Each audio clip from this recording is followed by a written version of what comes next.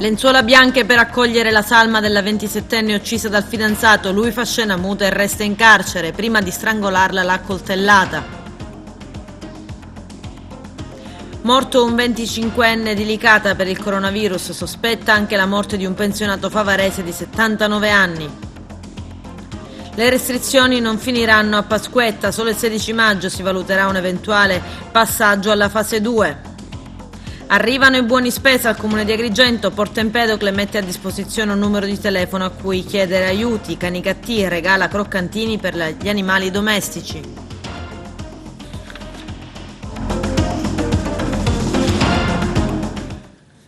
Bentrovati gentili telespettatori al nostro appuntamento con l'informazione. Favara accoglie la sua Lorena, lenzuola bianche ai balconi per salutare la giovane 27enne uccisa dal fidanzato nella casa di Furcisiculo nel Messinese in cui vivevano. Un abbraccio di cordoglio alla famiglia 40. Il fidanzato killer resta in carcere dopo aver fatto scena muta. Il medico legale ricostruisce i fatti. Prima di strangolarla l'avrebbe accoltellata. C'è il servizio. Il GIP del Tribunale di Messina, Eugenio Fiorentina, ha disposto la custodia cautelare in carcere nei confronti di Antonio De Pace, 28 anni, originario di Vibo Valentia, accusato del brutale omicidio della fidanzata Lorena 40, 27 anni, di Favara, aspirante medico iscritta all'Università di Messina. Il giudice non ha convalidato il provvedimento di fermo, ma ha comunque accolto la richiesta di custodia cautelare avanzata dal PM Roberto Conte, che coordina l'inchiesta. De Pace ieri mattina si è presentato davanti il GIP accompagnato dai suoi legali e si è avvalso della facoltà di non rispondere. Pare non abbia neanche pronunciato il suo nome. L'accusa mossi nei confronti è quella di omicidio volontario.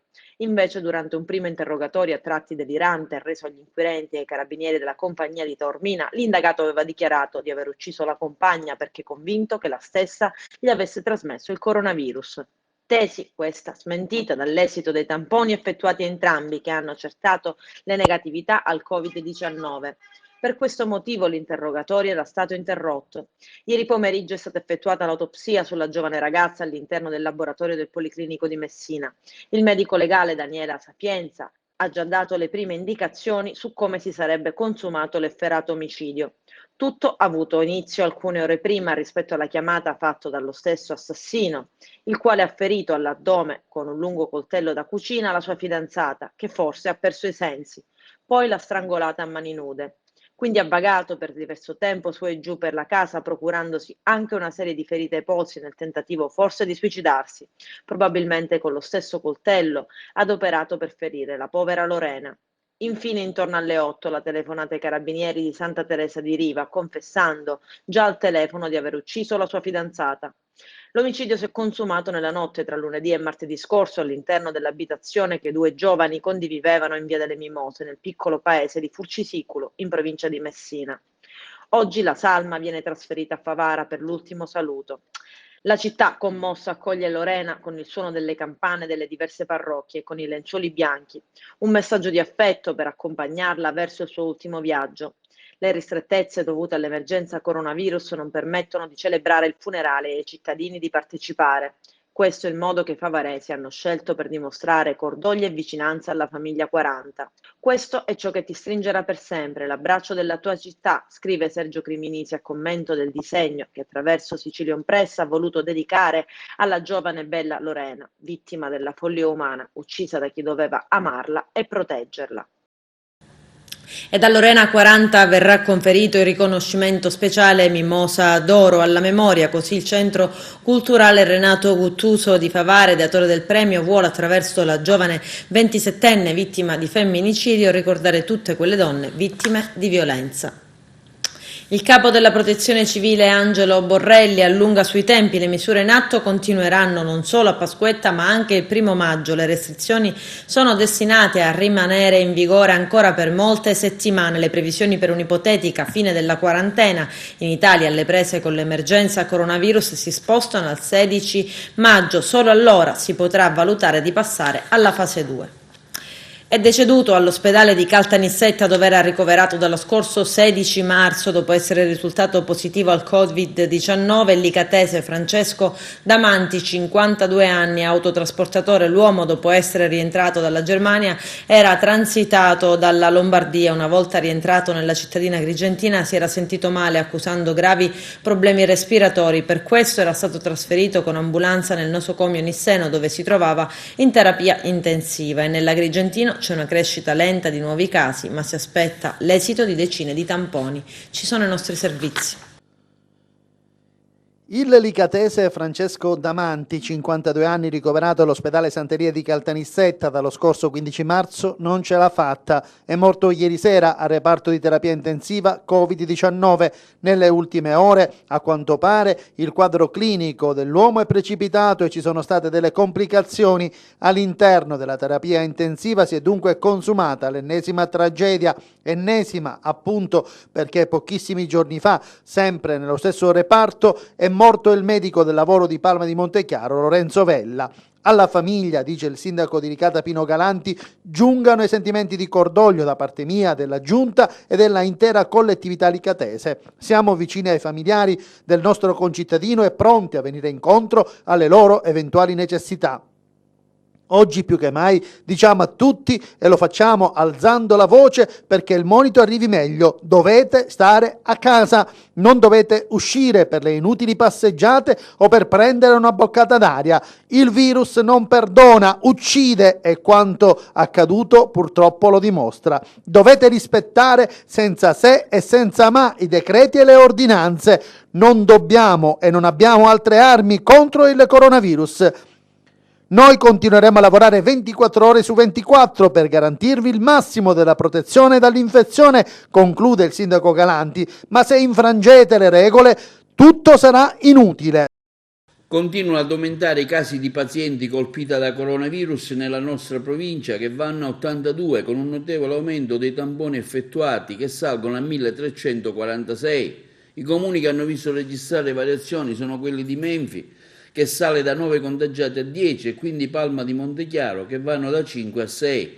I dati ricevuti dall'ASP, che finalmente, dopo tante insistenze da parte della stampa agrigentina, ha provveduto all'invio diretto alla stampa. Sono 95 i casi registrati invece nella nostra provincia per la regione siciliana, tra cui 2 guariti e 1 deceduto, mentre nelle altre province il dato più numeroso di contaminati è a Catania con 486 persone, Messina al secondo posto con 289 casi, Palermo con 250, mentre la provincia di Enna è quella più colpita, considerando il numero di persone residenti, è arrivato a ben 226 casi. Segue Trapani con 78, Caltanissetta e Siracusa entrambi con 71, e la provincia meno colpita da Covid-19 risulta quella di Ragusa con solo 40 infettati. Intanto il sindaco di Ribera, Carmelo Pace, con propria ordinanza sindacale, stringe ancora le maglie di divieto di uscire dalle case, vietando addirittura la libera spesa nei supermercati e regolandola solo in ordine alfabetico a secondo dei giorni della settimana. Non mi rassegno e non mi assumo la responsabilità nel vedervi rassegnati ad ammalarci e a infettarci l'un con l'altro, anzi al contrario, con grande senso di responsabilità mi assumo la responsabilità di scelte dolorose e scelte impopolari, e quindi vi annuncio che dopo aver consumato i passaggi propedeutici e dopo aver consultato il tenente dei carabinieri e il comandante dei vigili urbani, ho messo la firma su un'ordinanza, ripeto, su un'ordinanza che vi chiederà dei sacrifici. No, non cambio e non cambieremo gli orari degli esercizi commerciali, cambieremo da qui al 13 aprile soltanto le nostre abitudini settimanali. Faremo in modo di programmare le nostre abitudini settimanali. Chiaramente non cambia nulla per chi deve recarsi giornalmente al lavoro o per chi ha delle necessità, ma per chi deve andare a fare la spesa, deve andare al tabaccaio a comprare la lampadina, cambia. Con questa ordinanza programmiamo le nostre uscite di casa e quindi le forze dell'ordine hanno questa programmazione e faranno delle multe salatissime a partire da lunedì 6 aprile. Quindi il lunedì possono uscire a fare la spesa quelli che hanno il cognome che inizia per A e B, il martedì C e D, il mercoledì dalla E alla K, il giovedì dalla L alla N, il venerdì dalla O alla R e il sabato dalla S e alla Z. Chiaramente coloro invece che devono recarsi purtroppo in farmacia lo possono fare tutti i giorni, compreso la domenica. Sono delle scelte difficili anche per noi quando mettiamo queste firme, dal governo nazionale al governo regionale, ai sindaci, facciamo delle scelte dolorose, ma lo facciamo nell'interesse supremo e nel tentativo di salvaguardare la salute dei nostri concittadini. Non vi chiediamo tanto, vi chiediamo di rimanere a casa e salvaguardare la vostra salute, la salute dei vostri cari. Doloroso per me è stato soprattutto mettere la firma su questa ordinanza che annulla le festività pasquali dal giovedì santo alla domenica, e vi preannuncio che il lunedì di Pasqua, la Pasquetta a Riberese, per quel giorno ho già chiesto la collaborazione, oltre che della Tenenza dei Carabinieri, Vigili Urbani e Forestale, la sto chiedendo anche all'Esercito e al Corpo e alla Polizia di Stato, perché la Pasquetta la passeremo a casa. Non consentirò a nessuno di lasciare la propria abitazione, non consentirò a nessuno di spostarsi da Ribera, perché gli schiticchi, anche quelli fatti di nascosto, possono essere luoghi di contagio. La provincia di Agrigento conta oggi un altro decesso sospetto. È morto un 79enne pensionato di Favara. Era ricoverato dallo scorso marzo in terapia intensiva al Covid dell'ospedale Sant'Elia di Caltanissetta. Il quadro clinico di allora polmonite interstiziale e insufficienza respiratoria grave non sembrava lasciare spazio a nessun'altra ipotesi se non quella del coronavirus. Il tampone rinofaringeo al quale venne sottoposto diede però esito negativo. L'anziano di Favara è comunque rimasto ricoverato sempre nella stessa unità operativa dove stamattina è spirato. A terapia intensiva appena ieri è morto il licatese di 52 anni e prima ancora il medico 71enne di Palma di Montechiaro. Il 79enne di Favara aveva gravi patologie pregresse. I medici del Sant'Elia lo avevano sottoposto ad ulteriori accertamenti sanitari e ad un nuovo tampone per il Covid-19. L'esito del nuovo test a quanto pare non è ancora arrivato. Se il tampone dovesse dare esito positivo, l'elenco delle vittime agrigentine da quando è scoppiata la pandemia mondiale si allungherebbe a 8, 9 invece tenendo conto anche del decesso di un cittadino di Mussumeli che è avvenuto all'interno dell'ospedale San Giovanni di Dio di Agrigento. Il personale della Polizia Penitenziaria e amministrativo della Casa Circondariale Pasquale Di Lorenzo di Agrigento è stato sottoposto ai tamponi rinofaringei. 170 i test eseguiti, estesi anche il personale della ditta che si occupa della somministrazione dei cibi. L'esame diagnostico volto a individuare possibili contagi da coronavirus si è reso necessario dopo la positività al Covid-19 di 2 poliziotti in servizio nella struttura penitenziaria. E intanto si innesca anche la querelle sulle mascherine. Il nostro direttore Arturo Cantella. Una nota stampa fattaci pervenire dal sindacato della Polizia Penitenziaria SAP, rappresentata da Calogero Navarra, ma sottoscritta anche dagli altri sindacati che rappresentano il corpo penitenziario, come l'OSAP, l'UILPA, la CISL, CNPP, CGL, è indirizzata alla dottoressa Cinzia Calandrino nella sua qualità di provveditore nazionale dell'amministrazione penitenziaria con sede a Palermo e per conoscenza al direttore dell'ufficio del personale, al presidente Musumeci, al capo dipartimento di Roma, al direttore generale del personale DAP e alle strutture nazionali e territoriali, esprimono le loro preoccupazioni per il contagio da Covid-19, indicando il silenzio e nessuna iniziativa a tutela della salute da parte del provveditore e del personale PRAP, mentre nelle altre regioni d'Italia gli altri provveditori hanno provveduto a fare il possibile per rafforzare la prevenzione da possibili infezioni a tutto il personale. Noi in Sicilia lanciamo il nostro grido d'allarme. Per fare comprendere il nostro grido di aiuto si allega alla presente un video riguardante le mascherine distribuite al personale. Proprio per questo motivo nasce spontanea una domanda: in Sicilia che si fa per il personale di polizia penitenziaria, oggi più che mai lasciato solo al suo destino ad affrontare, oltre a tutte le difficoltà lavorative, anche l'attuale emergenza? La risposta a questa domanda noi segretari regionali, che abbiamo l'onere e l'onore di rappresentare i lavoratori, la vogliamo da lei, signor provveditore, e dal direttore dell'ufficio del personale.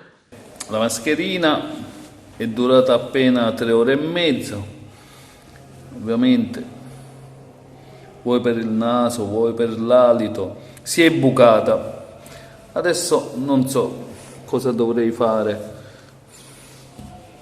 non ce n'è un'altra a disposizione per adesso, non so per quale motivo, quindi non so neanche come continuare il servizio. Ora vediamo, faccio un'altra indagine conoscitiva in qualche ufficio, vediamo se qualcuno me ne può dare un altro e continuo il mio servizio, sempre se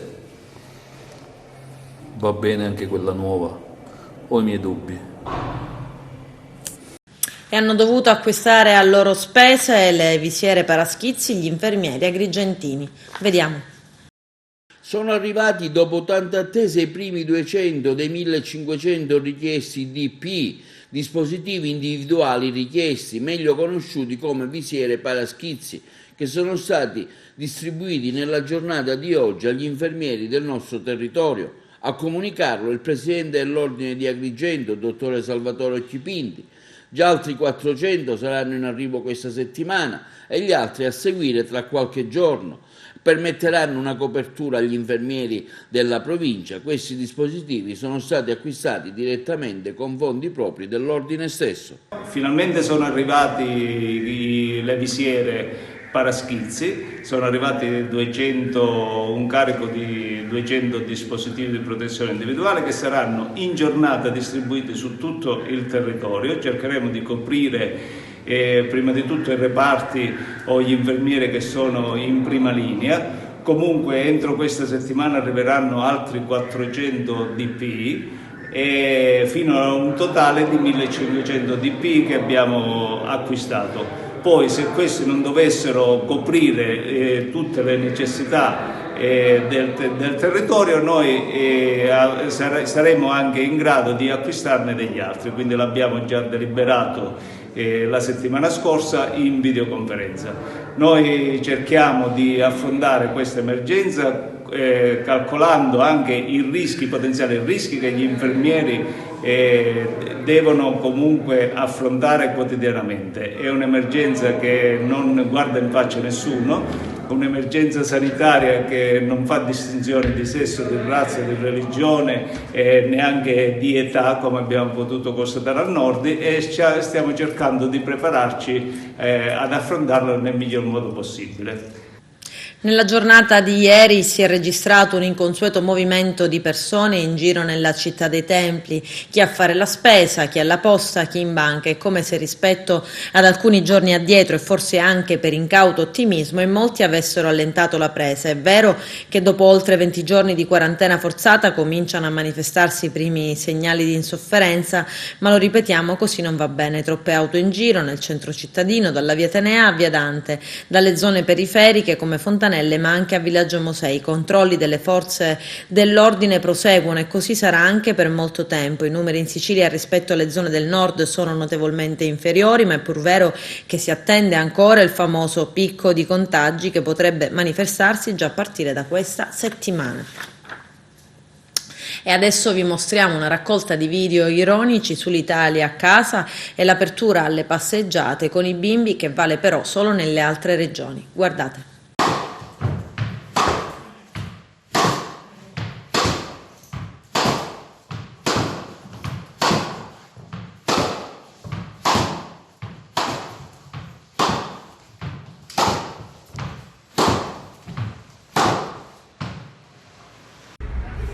Ciao. Ciao, mo ce la beviamo noi, dai. Dai, cocktail, papà, fa freddo, andiamo, dai. Dai che perdiamo il treno, dai.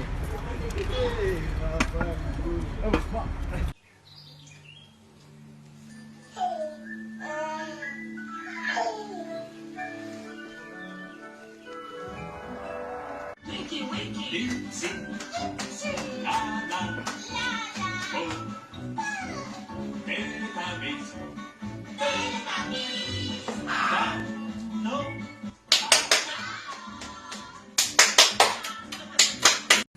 la pubblicità, a tra poco, vi aspetto. Antonio Ingroia, il padre del processo trattativa Stato-mafia e altri importanti processi contro le mafie e le zone grigie dei poteri criminali italiani, oggi avvocato, è critico verso l'Unione Europea e verso chi ha distrutto la sanità pubblica in Italia. Sentiamolo. Come telespettatore, ma come cittadino, ecco, che sequela di racconto mi può fare? Grande preoccupazione.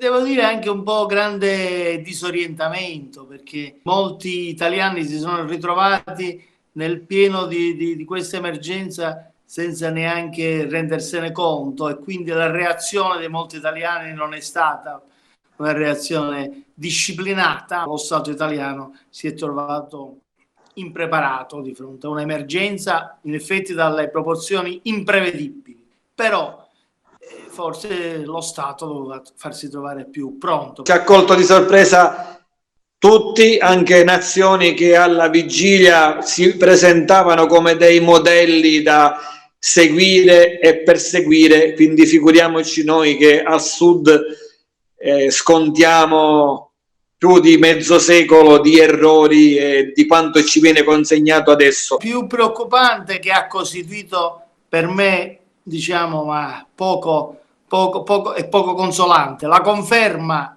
del classico "l'avevo detto io", e che si è dimostrato soprattutto tutti questi morti sono stati anche morti per una sanità che non funziona, ed è da anni che pochi in Italia dicono, e io tra questi, diciamo forte e chiaro, che prima o poi sarebbe successo qualcosa di terribile. No, certo, non era prevedibile, ma se la sanità pubblica è una sanità che viene progressivamente, diciamo, colpita, e spesso sono state favorite la sanità privata, non si può reggere l'urto di un'epidemia del genere. È quello che sta accadendo purtroppo giorno per giorno. Speriamo che il meridione, dove la sanità è messa anche peggio, non arrivi un'ondata tipo tsunami come è avvenuto nel nord Italia. Il presidente Conte ha saputo reggere il colpo? Io non colpevolizzerei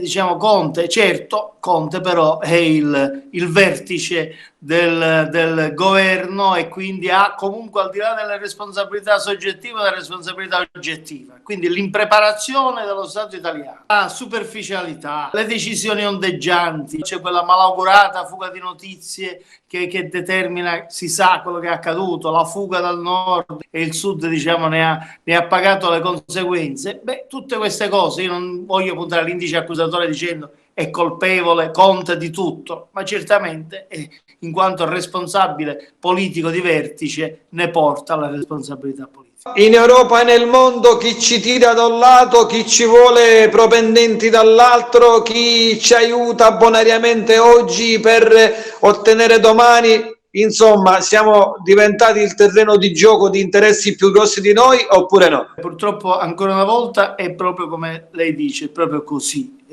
Ci sono, a parte che gli speculatori, ogni forma di speculatore cinicamente ha approfittato anche di questa emergenza, ma devo dire è emerso prevalentemente il volto di un'Europa arcigna e poco solidale, anziché l'Europa della solidarietà fra i popoli europei che ci si dovrebbe aspettare in emergenze di questo genere, e l'Italia ne sta pagando le conseguenze più di tutti, anche in termini di morti. Grazie avvocato per questo suo contributo di analisi della situazione vissuta da un mese fin qui di questa emergenza coronavirus. Grazie a voi, grazie.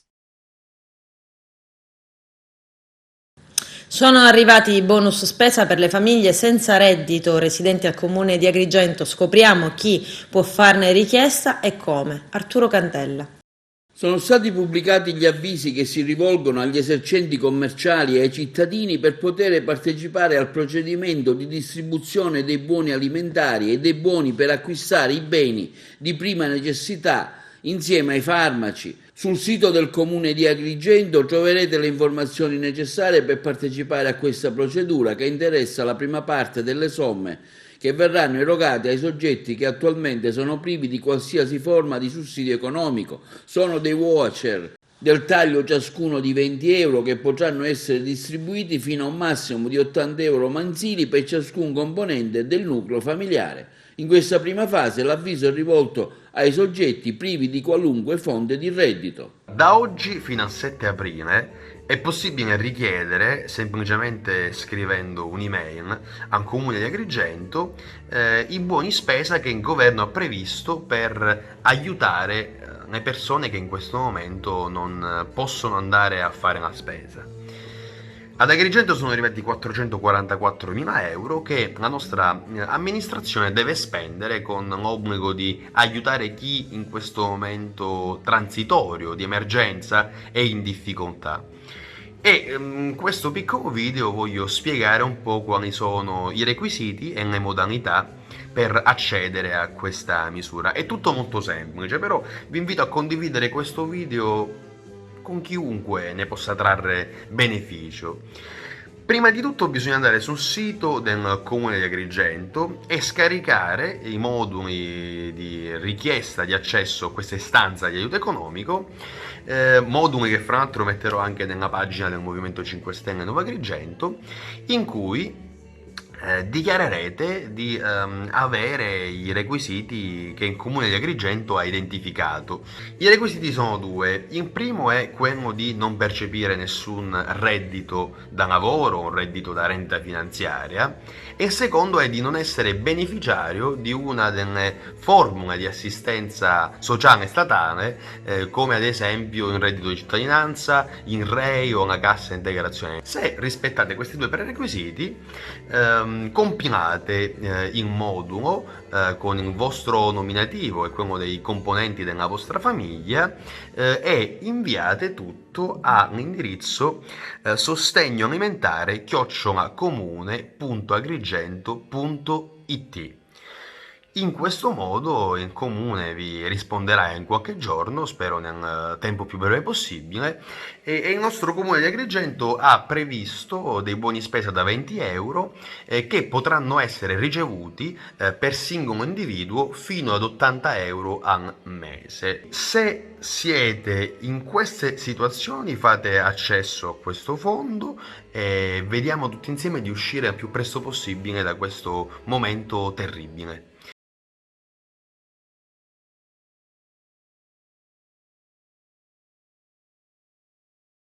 E a Porto Empedocle il Comune si attrezza per aiutare chi ha più bisogno. A darne notizia è l'assessore Calogero Conigliaro. Sentiamo.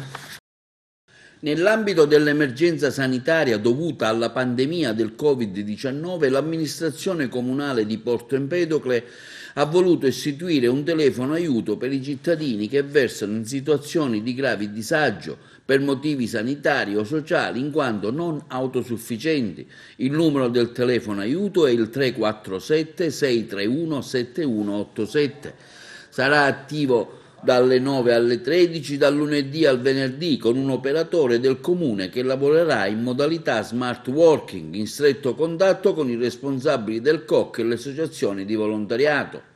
Per quanto riguarda le richieste di assistenza sociale dovuta a necessità economiche, l'amministrazione comunale empedoclina e la dirigenza comunale sta anche predisponendo gli atti dovuti che saranno utili per poter a breve intervenire grazie agli strumenti economici messi a disposizione dal governo. Nell'ambito dell'emergenza coronavirus, il Comune di Porto Empedocle ha creato un numero telefonico dedicato a quelle persone non autosufficienti perché hanno problemi nello spostarsi per poter fare la spesa o soprattutto prendere farmaci, casi molto gravi di non autosufficienza alimentare.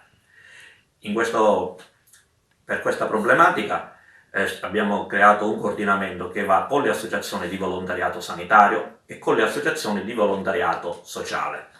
Il numero telefono aiuto emergenza coronavirus Porto Empedocle è il 347 63 17 187. Funziona dal lunedì al venerdì, dalle ore 9 e alle ore 13. Risponderà un operatore del Comune di Porto Empedocle.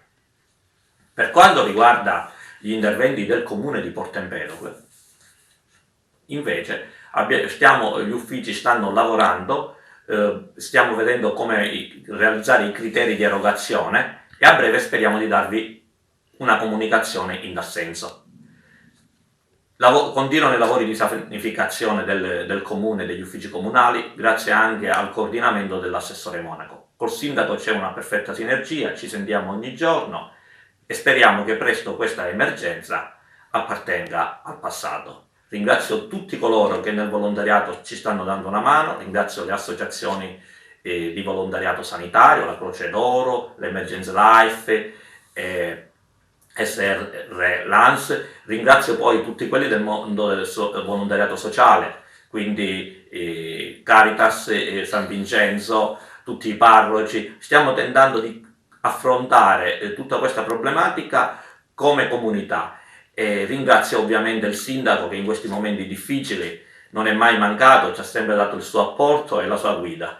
Speriamo presto di avere buone notizie. E durante l'emergenza coronavirus il comune di Canicattì pensa pure agli animali domestici, croccantini gratis alle famiglie in difficoltà. C'è il servizio. Continuano le iniziative intraprese dal comune di Canicattì per alleviare le condizioni di difficoltà in cui versano diverse famiglie a causa della crisi scaturita dall'emergenza epidemiologica da Covid-19. Oltre alla distribuzione di generi alimentari di prima necessità, di pasti caldi, di buoni spesa, di medicinali ad opera degli operatori del centro comunale sanitario, del centro di prossimità, di un entourage composto da diverse associazioni di volontariato e di esercenti che hanno deciso di prestare il loro aiuto per i più deboli, è stata messa in atto un'altra attività che porterà ulteriore conforto ai cittadini. Si tratta di un intervento rivolto agli amici a quattro zampe che fanno compagnia a queste famiglie a disagio, messo in atto dall'assessorato all'ambiente e prevenzione al contrasto del randagismo. In questi giorni difficili segnati dalla lotta contro il coronavirus, il nostro comune continua ad approntare tutte le misure necessarie per aiutare le fasce più deboli della popolazione, fornendo loro generi alimentari e prodotti di prima necessità, dice l'assessore per la tutela degli animali e la prevenzione e il contrasto del randagismo Umberto Palermo. In questo contesto molte famiglie che si sono trovate improvvisamente in gravi difficoltà economiche e che hanno in casa un cane vivono il problema di poterlo sfamare, di fornirgli il necessario sostentamento. Questa circostanza determina una grande sofferenza perché, come sa bene chi ama gli animali, il proprio cane è un componente del nucleo familiare, un amico che non ci abbandona mai, che dona incondizionatamente il suo affetto e la sua dedizione. Versare in una situazione di difficoltà purtroppo può determinare anche casi di abbandono, alimentando il triste fenomeno del randagismo. Per rispondere a queste esigenze, dichiara ancora Palermo, il mio assessorato ha dato a disposizione agli uffici comunali di istruire le azioni necessarie affinché i croccantini messi a disposizione nella nostra città dalla Fondazione Cappellino, grazie all'iniziativa intrapresa dall'onorevole Michele Catanzaro, cui va il mio plauso per il suo impegno, siano distribuiti alle famiglie che abbiano un cane in casa e che versano in difficoltà economiche a causa dell'emergenza coronavirus. Non vi lasciamo soli, uniti ce la faremo, conclude Umberto Palermo.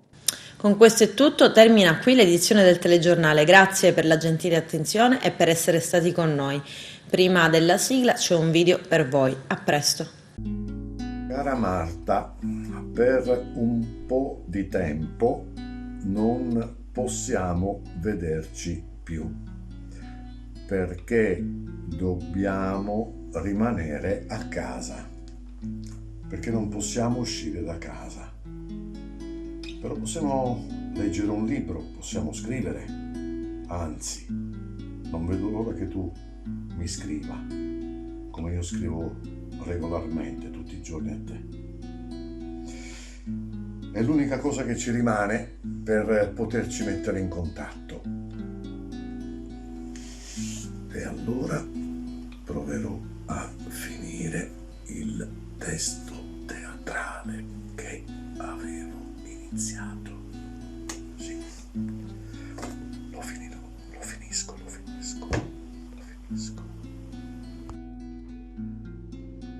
Cara Marta, per un po' non potremo vederci. Caro maestro, ricevere le sue missive è diventato un appuntamento quotidiano a cui non riesco a rinunciare. Ne convengo. Dobbiamo rimanere a casa, per noi stessi e per la nostra salute.